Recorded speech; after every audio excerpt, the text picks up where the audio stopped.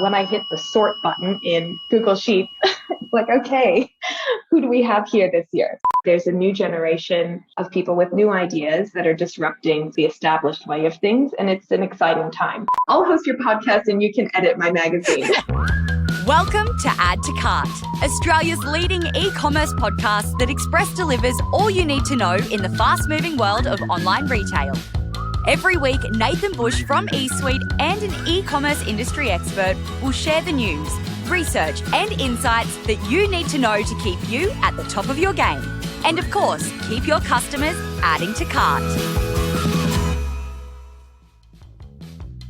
Hello and welcome to Add to Cart. My name is Nathan Bush, host of Add to Cart and director at e-commerce talent agency eSuite. Now, you've probably spent a lot of time with today's guest without even knowing it. Creepy, right? Well, today's guest is Heather McIlvaine, features and premium editor at Inside Retail, the go-to mag and website for all things retail. Now, if you haven't heard of Inside Retail, get your butt over to insideretail.com and sign up for their daily email. It is absolutely gold. And if you're a lover of what they do, why not become a professional subscriber? That's you, a professional. I reached out to Heather because she is behind the top 50 people in e-commerce, which was announced a couple of weeks ago, and you may be seeing all over your LinkedIn newsfeed right now. Now in its 7th year, Heather and I discussed the process for putting together such a list that is as competitive as the top 50 people in e-commerce in Australia. Bad news? Bribes. They don't make the cut. We also chat around why it's so important to be generous in your e-commerce career and how to get the attention of trade journalists like Heather if you have a message that you want to get out. Now, if you see yourself as a future top 50 star, and why shouldn't you? This is a conversation you'll want to listen to. Before we get started, this is the last week that you can enroll in our 10-week e-commerce accelerator course. After that, it's cut off and we are away. Thank God, I hear you say. No more plugs for this thing. But if you want to join us, 1 week to sign up, head on over to esuitetalent.com.au/accelerator to sign up today. Our first class, our first 2-hour live class is on Tuesday next week, and I can't wait. All right, so thanks to our partners, Shopify Plus and Signet. Here's our conversation with Heather McIlvaine, features and premium editor at Inside Retail. Heather, welcome to Add to Cart. Thanks, Nathan. Glad to be here. Glad to have you here, especially after the week that you had last week. It was a bit crazy, wasn't it? Yeah, pretty crazy. Some early mornings, late nights, but a lot of fun. Awesome. And that was obviously Retail Week, which is hosted by Inside Retail. And a big part of that was the top 50 people in e-commerce, which is the event or the program that you run. So let's cut straight to the chase. Who won? Well, yes, very happy to reveal finally that our number one for the top 50 2022 is Tennille O'Shannessy, the CEO of Adore Beauty. Beautiful. And we've had Tennille on the show and she's fantastic and we love what Adore Beauty does. Who else was in that top 10 that comes to mind? Give our listeners a kind of an idea of who we're talking about. I am sure that many of the top 10 have been on your podcast. In fact, I was scrolling through the episodes and saw a number of them. But number 2 this year was our previous number 1, Julie Mathers, the founder of Flora and Fauna. We had a tie for number 3, which we can get into later about how that happens. Rob Godwin from Love Honey and Tony Nash from Booktopia. Oh, Rob wouldn't be happy about that. Well, yes, I'm not sure that either of them are used to sharing the spotlight, but they put on a brave face last week. We had also one of the co-founders of Lovely, who I think has been on your podcast. Verity Tuck was our number 5. Some of the other top 10, Mark Coulter from Temple & Webster, a kind of up-and-coming women's fashion brand, Baby Boo. So Argelica Konditsis is the founder of that. Zoltan Chaki from Citizen Wolf. I'm now thinking, who have I forgotten? I'll put you on the spot here. Yeah. There's some great names in there. And obviously, we'll put the link into our show notes for everyone to go and download their copy, which I thought was really cool too, because it's sponsored by Couriers Place. So you can get a copy posted to you as well as downloading the PDF. Yeah, I think, well, first of all, they're a great sponsor. Thank you for calling them out. They will post, I think, the first 300 people who make the request online. You can download a digital report, but also ask to get a print copy sent to you. And let me tell you, I spent many days creating that print copy. So I'm very happy that other people get to see it, in the flesh. And one of the things that we've been doing the last 2 years for the top 50, which is really fun, we express post a hard copy to the actual top 50 with a personalized front cover. So, everyone will get the cover with Tennille on it. But then if you're one of the top 50, you get a cover with your own face on it, which I know everyone loves. Yeah, that's awesome. That's awesome. And so tell us about the process, and then I'd love to go back and get into some of the traits that make our top 50 the top 50. But can you walk us through the process? Because I believe there's a judging panel who help you decide on that top 50. Definitely. I would not be able to do this on my own. And it's actually quite a large judging panel. There's 10 of us, but I'll just back up even a little bit further because it actually starts with inside retail readers and the e-commerce industry. So we have an open nomination process where I think for several weeks, maybe even a month, we just invite anyone to nominate anyone who's working in the e-commerce industry in Australia who they think, deserves to be recognized for their outstanding work. And that way, we want to make sure that we're opening it up to people who we're not aware of.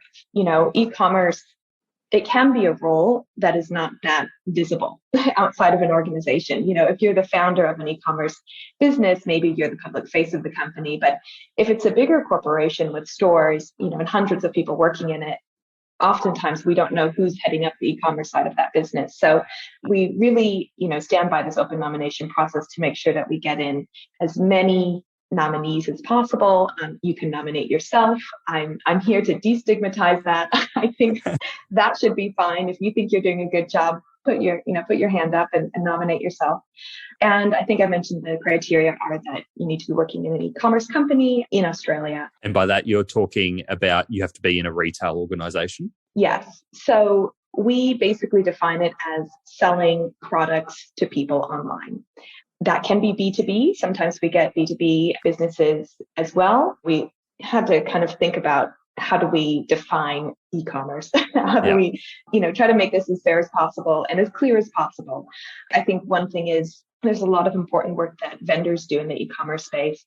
And it's just that this particular ranking is not for vendors. So, that's I think probably the main issue that we sometimes get with the nominations is that people understandably want to put forward the companies that help them do what they do. We applaud that, and we'll have to think of another way to recognize them. Sounds like another sponsorship opportunity somewhere down the track, I reckon. Exactly.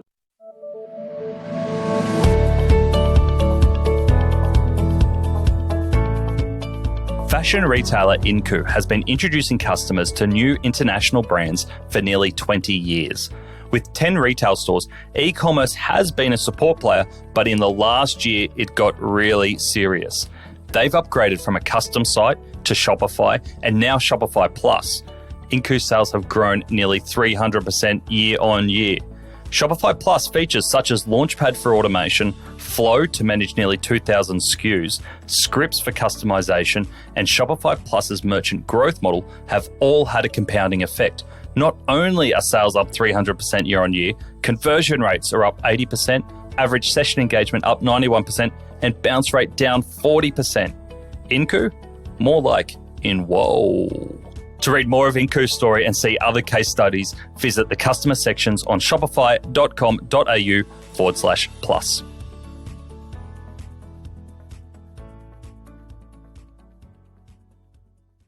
Last year, when we ran this nomination process, I think in the month of September, we got several hundreds of nominations. It was the most we'd ever gotten. It was amazing. And we email each and every eligible candidate to invite them to apply. And the application process is pretty straightforward. There are 4 questions. It's focused on the achievements that you've done in the previous 12 months. And the reason we do that is because we want to keep the list fresh every year. We don't want it to be, the same 50 people year in, year out. And so it's 4 questions. One is, how have you contributed to the commercial success of your business in the last 12 months? The other is how have you shared knowledge with the industry, whether that's through mentoring colleagues or speaking at conferences. Third is how have you led or championed innovation in the business? And fourth is how have you had a broader impact? And by that, we're talking about, maybe you have implemented a sustainability initiative, or you have supported a diversity and inclusion program, or you've even done something in your kind of personal life that is along those lines. It doesn't necessarily have to be for your e-commerce business, that particular question. By choosing these 4 questions, we are hoping to recognize well-rounded people. It's not purely about e-commerce growth or growing your business, although that's really important.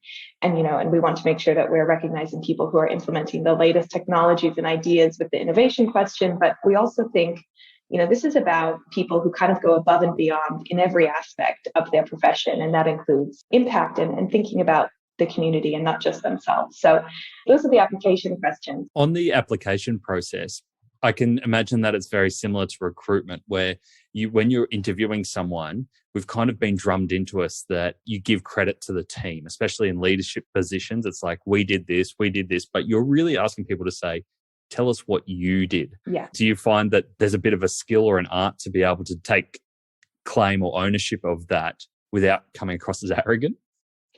Yeah, that's a really good question, because I think that might be one aspect of the top 50 that people do struggle with. And if you attend a launch party, you'll hear that every single person, we announce the top 10 at the launch party and give them a chance to say something.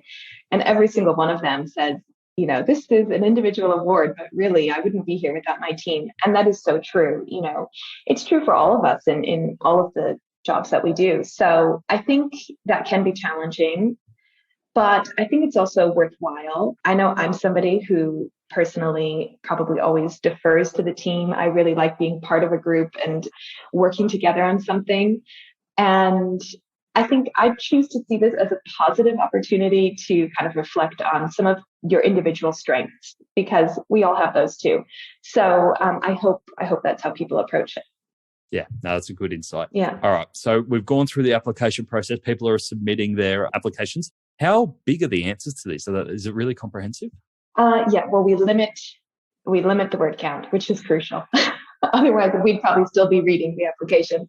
It's 250 words per answer. So that gives you an opportunity to kind of explain something at length without contributing to hours and hours of reading, which well as being a previous judge. A previous judge. It was a great process, but because there is so much information crammed into those 250 words, you feel like you can't miss a thing. You've got to pay so much attention, especially when you're dealing with the caliber of people that you're talking to.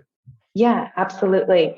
And also the number of applications that each judge has to read. So we try to, as the report has been gaining more traction and we've been getting more applications, we've found it necessary to kind of, each judge doesn't read every application. That would be impossible. So we randomly assign each judge a selection of the total. And even still, we're finding that we're kind of at the top of what's possible for a judge to really read and score. So after we get all the applications in, we randomly assign applications to the judges. We had 10 judges, including our sponsors, myself, as well as online retail experts like you we've had on. I know we've had some of your other co-hosts on, like Mark Bartz as well. So I try to pick a new judging panel each year just to keep a fresh perspective on things. And then the judging process begins. And that's a 6-week process. We have a scoring rubric to ensure that everybody's on the same page about what kind of answer gets a certain score. The rubric is a lot about showing whether the person gave like specific examples and perhaps evidence in their answer to kind of back up their claims. How many examples of innovation did they provide? How impressive was the growth, the commercial success that they contributed to, and that sort of thing. So we've had good feedback from the judges on having that scoring rubric to help ensure that they don't get swayed by their own biases. It's not a blind application. The reason we've done that is because there are all different types of e-commerce businesses. And we think it's important that you know what size the business is, what they're selling, what industry they're in. So we found that we don't feel like it's possible to make it a blind application process. And because of that, we have this rubric to try to ensure that it's as objective as possible. And good chance that the judges, because they're pretty well connected people, even if you blanked out the name and the company, they'll figure it out anyway. 100%. Yeah. It's you guys all know each other very well. Too well. Too well. So finally, once the judging period is over, it's a very simple process to get the ranking. We average the scores that each person has received from each judge. And, that's our ranking, highest to lowest. So it's always a surprise to me as well. I, of course, read a selection of the applications, but I haven't read all of them. I don't know what scores the other judges are giving the applicants. So when I hit the sort button in Google Sheets, it's like, okay, who do we have here this year? So that's always a fun moment. Do you think that after 7 years, you've become a tougher judge? I think I have, probably, because you gain a better sense of what the standard is. Is that code for having a bullshit radar? Yes. Yes, you can see through things a little bit easier. Yeah. I think also the quality of the applications has improved over the years as people have gotten to know the report and what it's about and what we're looking for. Of course, they provide, more detailed responses. We also get new people in every year, and that's always really exciting too. And, it's people who are flying under the radar, doing amazing work that you never would have heard or known about otherwise. Yeah, I put it out to my e-commerce accelerator students and I said that we're having this chat today. Is there anything you'd like to know about the top 50 and how it's put through? And Desley, one of our students, had a question for you, which I hope you don't mind me putting to you, is that she said that with the politically correct and social standing that we're kind of adhering to, how do you decide such a finite list? And you've answered that in that it's a judging panel. But what struck me this time was that it felt like there was more equality and more of a well-rounded group of people here. Is that true, or is it just naturally fallen out that way? Well, I think that I did hear from a couple other people that they felt like it was a really good representation of the industry. A couple people said they felt like there were a lot of fresh faces, which they liked, a lot of kind of younger people in the industry who've maybe come into it in the last several years. It's hard for me to say whether, we've done anything different to achieve that result or whether it's just the natural result of the top 50 becoming more well known. I think especially in the last couple of years, it's become more widely known and we're getting more applicants. And that lends itself as well to better representation. So I should say that in addition to the open nomination process, I invite the judges to nominate, their 10 people who they think are doing outstanding work. And I nominate people as well. The thinking being that maybe we have a handle on who's stands out to us in the last 12 months, a business that's doing really well, or somebody who has been kind of speaking at a lot of conferences or talking about a big project that they led. So yeah, it's a tough one for me to answer, but I do think that there's certainly an effort on our part to represent the industry as best we can. We're somewhat limited by, we can only put people in the top 50 who apply for the top 50. So I would say the more people who apply, the better the report will become over time. Yeah. And hopefully it's a representation of the entire industry as well, being more diverse and representative as well. Yes. Yeah. And in terms of that diversity, I will say that I have noticed over the years, there's almost always been 50-50 gender equality, I guess you could say, in the list. There's always been a really, really good representation of both men and women. I think recently we are all more aware of diversity in, other aspects of diversity, including racial diversity. I made a concerted effort to ensure that I had judges who were people of color as well, thinking that, perhaps they are aware of some e-commerce professionals in their community that aren't as well known, that maybe aren't getting invited to speak at conferences and don't already have a platform. And perhaps that had an impact. I'm not sure. It's a really good point because e-commerce in Australia, I think there's a really cliquey group that may have been around for 10, 15 years. So I love that you bring in different people into the judging panel who may not be part of the how do you say it? The people that have been around forever, because there's so many different communities popping up around e-commerce, and they're starting to come together, I feel. Yeah. But it's so important that all corners of e-commerce are being represented. Exactly. And I think maybe the word you're thinking of is like the establishment. Yeah. And I think we're seeing that in all different kinds of businesses, that there's a new generation of people with new ideas that are disrupting sort of the established way of things. And it's an exciting time. That's well put. You should host this podcast. You'd be way better at it than me. No. So obviously that's one trend that we're seeing coming through in 2022. Were there any other new trends that you saw come through? Obviously, the last 12 months hasn't been like any other 12 months we've seen. What trends stood out to you around the people who did it really well in e-commerce in the last year? Yeah, I was thinking about that, and it's almost hard to try to encapsulate 50 different people into a few trends. But I thought I would just mention that things like expanding overseas, those and launching new products, maybe launching onto a marketplace or creating your own marketplace, like those are certain themes that have come up over the years, and we continue to see those this year. I will say I did, kind of going on from our previous conversation just now, I think that I saw many more examples of people getting involved in diversity and inclusion programs, both whether it was something internal, like in terms of an employee program, or collaborating with a First Nations artist on a particular collection, or donating to a particular charity. I think that there were a lot more examples of that this year. And I would say that has come out of the greater awareness that we all have due to recent events, with the Black Lives Matter movement and that sort of thing. So that was really exciting to see, and I thought really noticeable. One other thing, it's not surprising that with COVID, we've seen trends around like same-day delivery. And one of the very new startups, I think launched just last year, that was in the top 50, was Send, the grocery delivery startup founded by Rob Adams. So I think that's a sign of the times, if you will. Yeah, absolutely.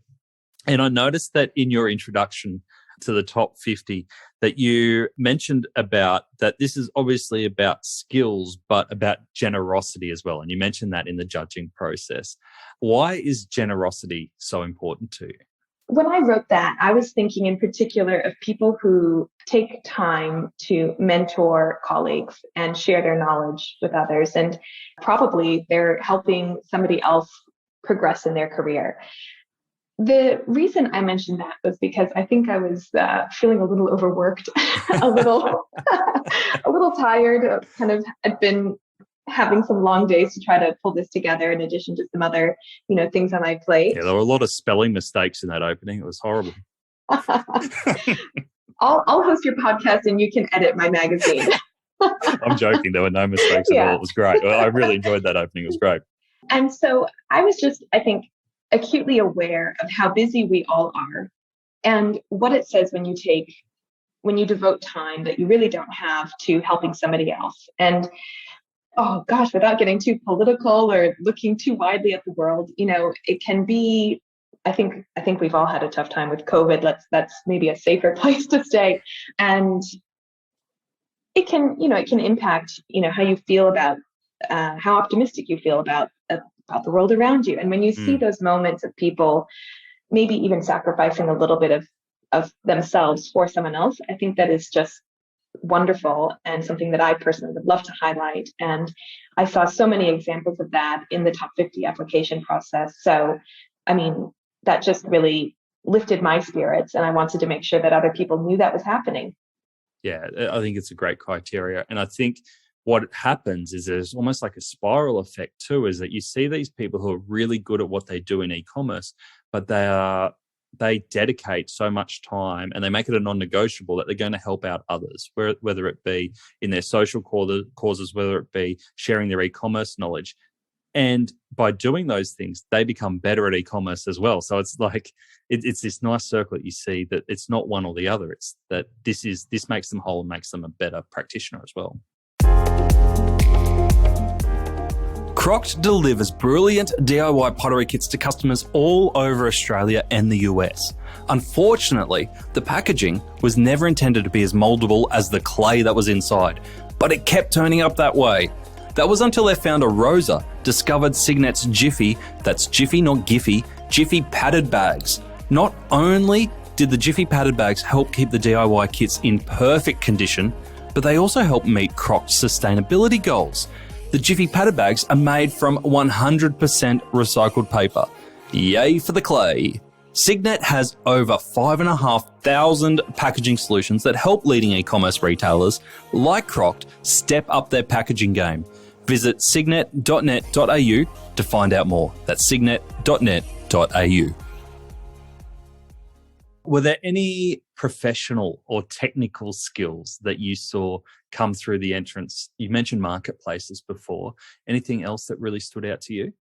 One that stood out to me was supply chain management. Now, I think we've all been hearing and reading a lot about the supply chain lately, so that might not be that surprising. But one of the top 50 stood out to me in particular. I'm just trying to remember his title. It might be COO at Brosa, Rishabh Singhaf.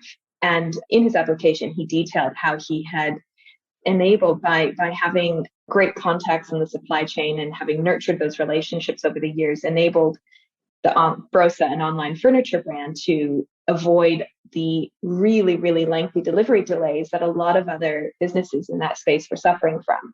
And I don't have the specific numbers at hand, but I just thought that was a great example of how crucial a skill like that is at this current moment. It probably will continue to be. So I think that's certainly one that stood out to me. The other one that I was thinking of, and I don't have a particular person in mind when I say this, but I don't know if I want to say marketing, digital advertising, or just like customer acquisition more broadly. But I think something that a lot of people who work in e-commerce no doubt have noticed is how much more crowded the space has become and how much more costly it's become to acquire customers. So those who are doing a good job at that, I think that's certainly a very valuable skill to have at this moment. Yeah, absolutely. That all makes total sense. Can we loop back to Tennille now as our number one for 2022? What were the things that made Tennille stand out over the competition? And competition's a horrible word. It's not really a competition. Yeah. Well, I've thought a lot about this because Tennille joined Adore Beauty a little less than 2 years ago. And prior to that, she was working in the tech industry at the online recruitment platform Seek. So she's relatively new to the e-commerce space. And I was thinking, wow, she's really made a big impact in a short period of time. So what might be the reasons for that? And having read her application, for me, there are two things that stand out. One, I think that she is very strategic. And even though maybe she hasn't founded her own online retail business or knows all of the ins and outs of certainly running, but maybe founding or starting an online retail business, she knows how to grow and scale a business. And she has some, to me, really smart ideas for continuing to grow Adore Beauty over the coming years, centered around customer engagement with their amazing podcast. And they've got a really interesting loyalty program that's centered around exclusive events. The other thing that I think she brings to the table is her approach to leadership. And I think we should all just take a moment to think about what it would have been like for her to come into Adore Beauty, which has been led by one of its founders for the last 20 years. And so she's the first non-founder CEO of the business. And the fact that she was able to gain the trust and support of the whole Adore Beauty team, I think speaks volumes to her leadership skills. And so I think for me, those are two, perhaps, we haven't talked about those yet when we've been talking about other e-commerce skills, but I think that those are things that set her apart. Yeah, that's really great insight. Thank you. It's funny because as you were talking there, it brought back memory for me because I love Adore Beauty and I wanted someone from Adore Beauty on the podcast on Add to Cart. And the natural place to start was with Kate. So I reached out to Kate. We'd spoken a little bit in the past and I said, Kate, would you be interested? She's like, Nath, I'd love to come on. But actually, I think you're better off speaking to Tennille. She's actually in the business. She's doing a great job, all that sort of stuff, and going, you'll get way more out of Tennille than you will out of me now. So that trust that you said is so true. And it comes from the top all the way through. And obviously she's got the whole team on board as well. Absolutely. And I didn't realize this actually, but Adore Beauty's, I think also COO. I should have really nailed these details before I came on, but Sarah Mullen, who oversees a ton of different functions at Adore Beauty, but certainly the warehouse and logistics space. I know that for sure. She came in at number 12. And it turns out Tennille was the one who nominated her, which I think is really lovely. That's nice. Yeah. You had a couple of double ups in there, people from the same business come in. Was there any awkward moments there? I hope not. Not that I'm aware of. I hope not. I think that we have not kind of said in the past, only one person from a business can apply. I think part of it is that there can be so many different people in a business in different roles working on the e-commerce business. And it feels like a monumental task to try to say, you have to be a chief digital officer or you have to be the head of e-commerce. I don't know that I could narrow it down to one specific e-commerce role that you have to hold in order to apply. So we've kept it open. And because of that, we do get people from the same company. And I just hope they, congratulate each other and maybe save the comment for the drive home. The one that stood out for me was Hannah and Verity, co-founders of Lovely, and have been co-founders since day one, but both in there, which is a great recognition for the work they're doing at Lovely, but would have been a funny conversation to see them compare results. I know. And I think, one thing that I do legitimately believe, and I hope people also see it, is that even though we have ranked people 1 through 50, first of all, the scores are very close. And to be in the 50, to have made the top 50, there were well over 100 applications. So I think to be in it is a huge honor. And I would certainly say you should be proud of it no matter where you came. I hope that's the kind of thinking people have. Absolutely, you should be. Yeah. You mentioned a lot of new applicants and entries into the top 50. Was there any new businesses or people in that top 50 that really stood out to you? Well, I think maybe one that I want to mention, this person actually was in last year's top 50, but it's a new business. So I think I'll still mention him. Matthew Scarrett, the founder of Every Human. And we gave him the One to Watch award this year. So that's an award that we give to somebody who is maybe more of a startup, relatively new to the e-commerce space. So Matthew launched his business, Every Human, which offers fashion and lifestyle products for people with disabilities at the end of 2019. So it's just a little over 2 years old, but he already went from, having I think pretty much an exclusively fashion offering to now it's all different sorts of lifestyle products. And last year he launched this initiative called Unpaired. And it's basically a footwear offering that allows you to buy either a single shoe, like just the left or just the right, or shoes in 2 different sizes. And that's because a lot of people don't have the same size foot, surprisingly. I love that. That's brilliant. Yeah. And, if somebody has a prosthetic leg, for instance, and perhaps they don't need the left shoe or the right shoe, it allows them to just buy what they need. They're not having to, figure out what to do with these leftover shoes or pay more than they need. I mean, it was a huge logistical challenge for him to figure out how to do that, but he did it. I'd say nightmare. Yeah. Yeah. He is just driven by this mission to, make life easier for people with disability, and he's doing a great job at that. So we wanted to highlight that.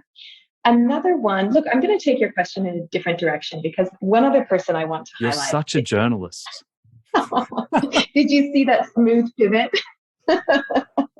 Another person I want to highlight is somebody who is well known. They're not new to e-commerce, but it's Booktopia CEO Tony Nash.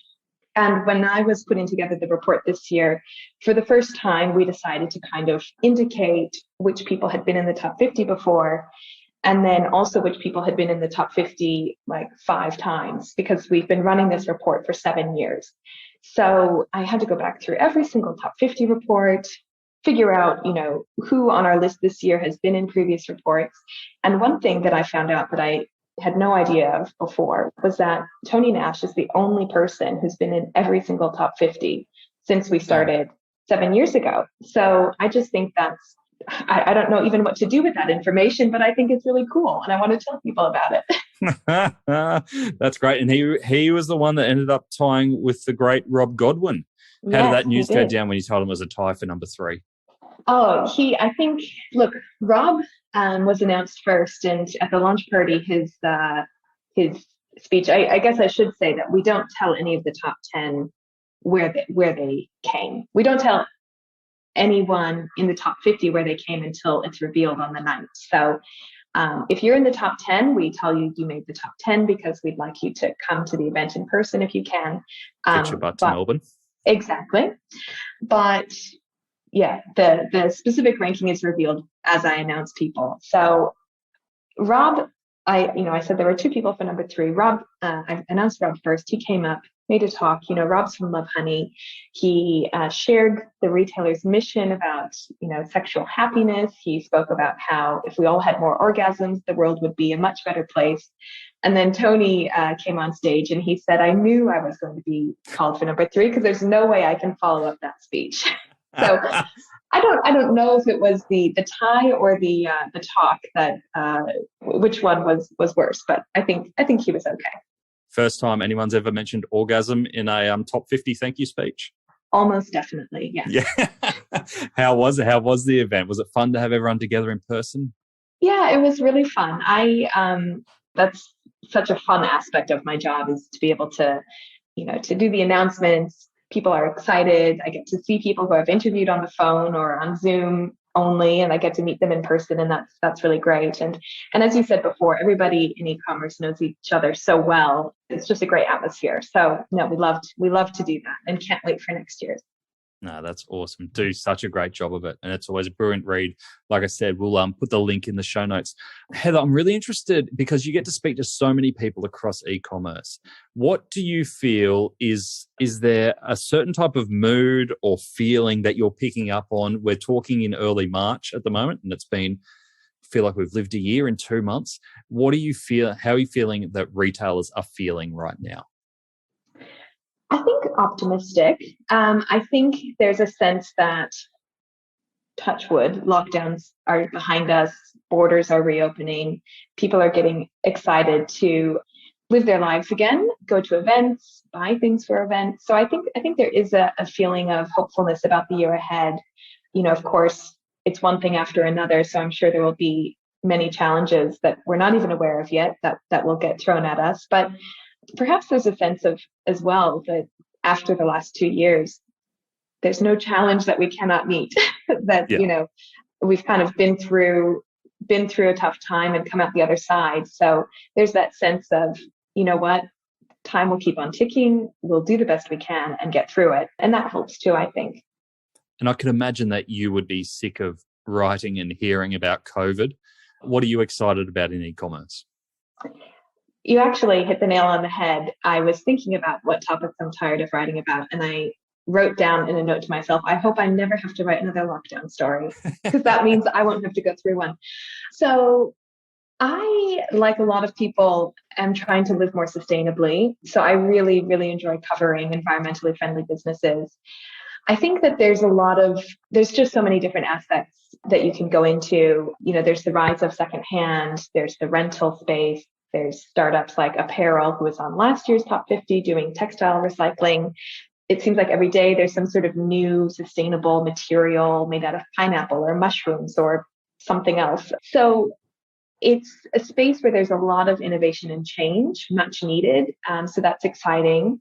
And I think at the same time, there's some really interesting and important questions to ask, like who is buying sustainable products? I think that it's still the case where a lot of them cost more than maybe ones that are more disposable or fast fashion or something. So there is a question of who are these products for, and can we make them more accessible for more people? I think, of course, while it's great that businesses are becoming more sustainable, there's also certainly a lot of greenwashing happening, and it can be a little bit difficult if you're not an expert in that space to discern what is making a real impact versus what's just kind of marketing. So that's, I think, really important to cover and dive into and educate and inform people. The other thing is, I think there's a lot of coverage around sustainable fashion brands and not so much about sustainable businesses in other industries like electronics or furniture. So that's something that I'm personally looking forward to doing more of. Yeah, that's a good point. Really good point. Yeah.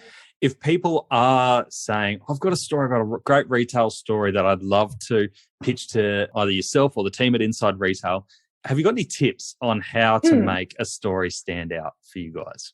Well, the first tip is just to continue to email, because if we don't get back to you initially, it could be that it's a busy day, it slipped through the cracks, you never know. So you're a bit busy and you have tight timelines.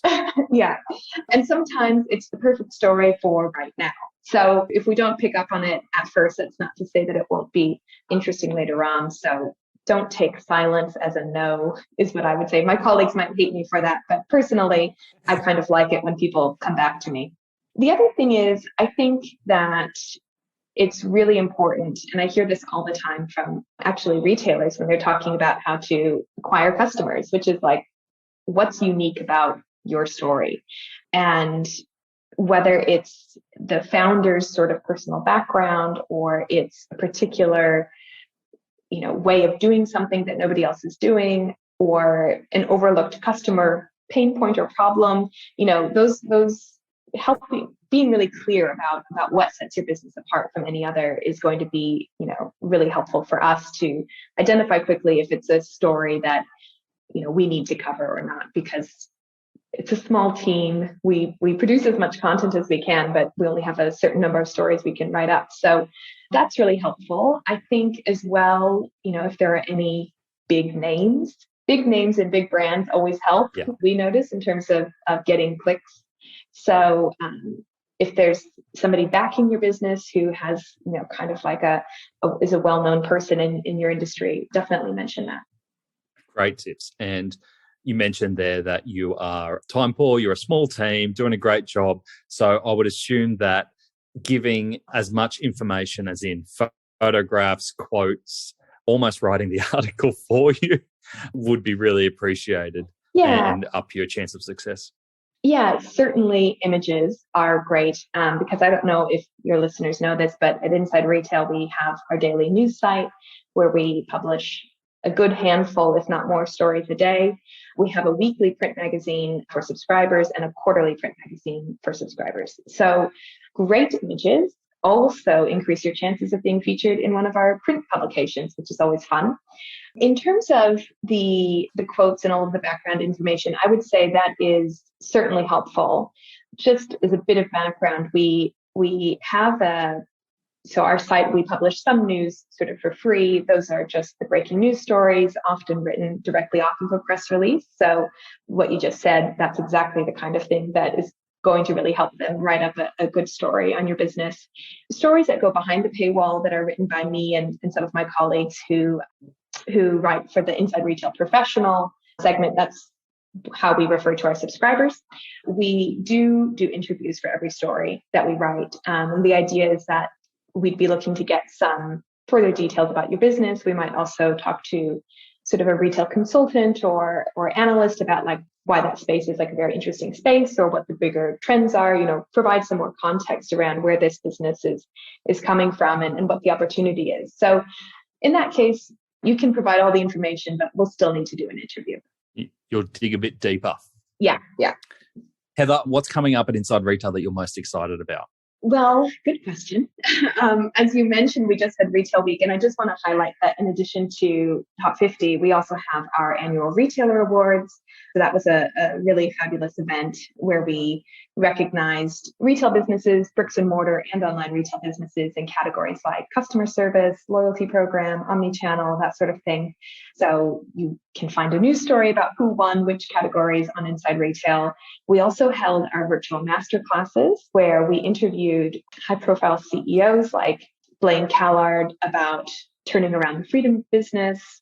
I spoke with Travis Wright at Tiger Lily about the new world of online. We also had diversity advocate, Denny Tidorovich, talking about how retailers can be more inclusive. So those masterclasses, they're 1 hour long interviews that we did. They are still accessible on our website for subscribers, so you can always check those out if you want. And then this week, we have an exciting series of articles about breaking the bias for International Women's Day. Let's see, my colleague Dean is writing about gender equal parental leave.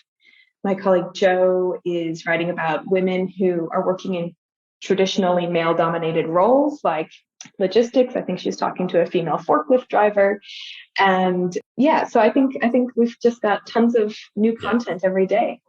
That's great. That's great. You guys do such a brilliant job for the industry. So thank you so much for the diversity of topics that you cover and the range that you guys go to.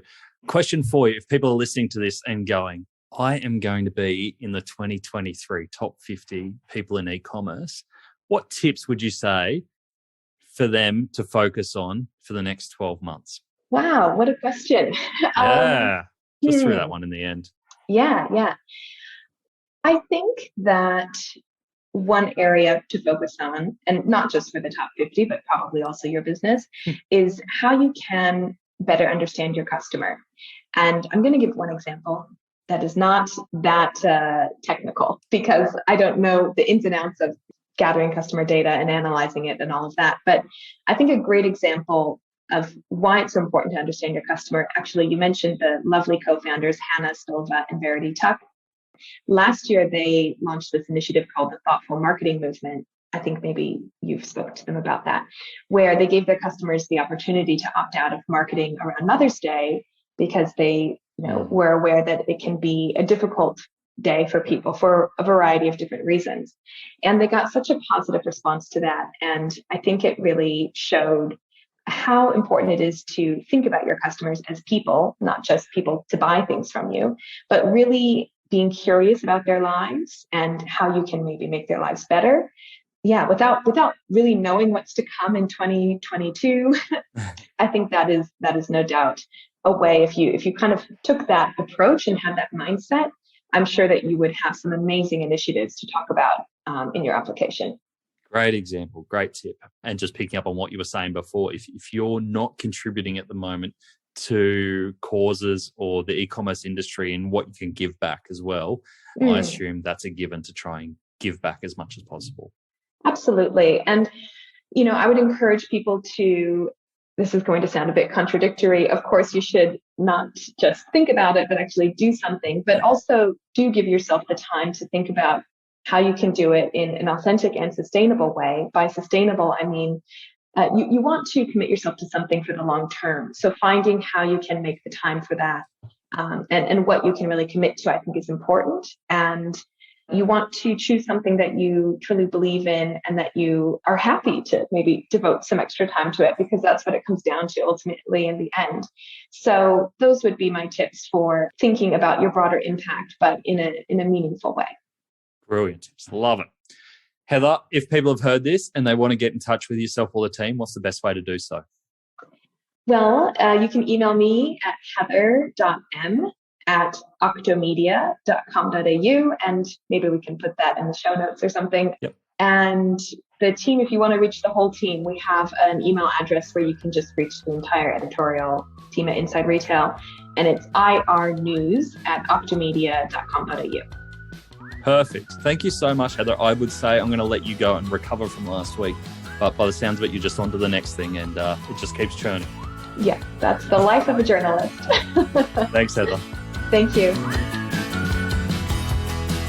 So, if you now want to get your hands on a copy of the top 50 people in e-commerce, and maybe even one of those last copies of the hard copy, just give top 50 people in e-commerce a bit of a Google or follow the links in the show notes. You'll find your way through to the download.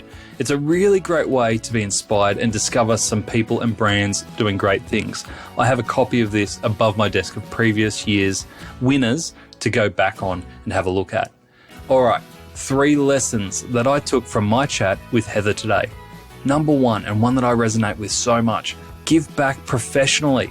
I love that generosity is part of the judging criteria, and I think it's so important, and I've had so much benefit from it. we still have such a relatively small e-commerce community in Australia. The best way to meet and learn from others is to start giving yourself. And you're hearing this every week with the people that come on Add to Cart. I don't pay any of them. They give up their own time to share their knowledge. And I love this about our industry. So don't worry if you don't know exactly what you want to do to start being generous and contributing back to the community. Start small, find your people, and then eventually find your purpose.